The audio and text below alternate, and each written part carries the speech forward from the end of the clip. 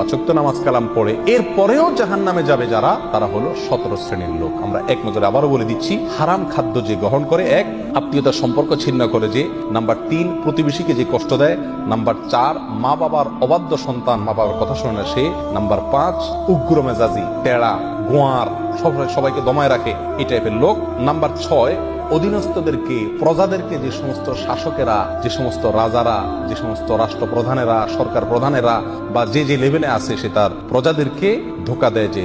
Number 7 অন্যের সম্পদকে অন্যায়ভাবে আত্মসাৎকারী ব্যক্তি। নাম্বার 8 উপকার করে কারোর খোঁটা দেয় যে ব্যক্তি সে।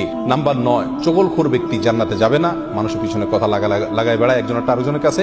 নাম্বার 10 অন্যকে নিজের পিতা হিসাবে, নিজের বাবাকে না বলে, পরিচয় না দিয়ে অন্যকে নিজের বাবা হিসাবে, পিতা হিসাবে পরিচয় দেয় যে ব্যক্তি সে।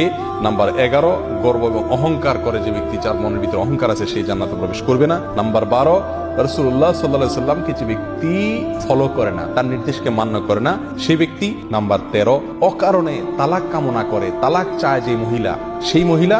নাম্বার 14 দুনিয়াবী উদ্দেশ্যে যারা এলেম শিখে, কোরআন হাদিস শিখে, এলেম অর্জন করে, আলেম হয় দুনিয়াবী উদ্দেশ্যে, দুনিয়ার কোনো ধান্দায়, আল্লাহকে খুশি করা ছাড়া অন্য কোনো ধান্দায়, তারা। নাম্বার 15 চুলে বা দাড়িতে কোনো জায়গায় কালো কলব, পিওর কালো কলব ব্যবহার করে যারা, তারা। এবং নাম্বার 16 যে কোনো ভালো কাজ করে সেখানে মানুষকে দেখানো, এটা ফলাও করা, প্রচার করা, এই উদ্দেশ্য থাকে যাদের, তারা। নাম্বার 17 ওয়ারিশকে বঞ্চিত করে তার হক থেকে, এরকম অভিভাবক। এই শ্রেণীর লোকেরা মুসলমান হয়েও জান্নাতি হতে পারবে না। আল্লাহ তাআলা আমাদের সবাইকে এই দুর্ভাগাদের তালিকা থেকে আমাদের নামগুলোকে বের করে আনার তৌফিক দান করুন।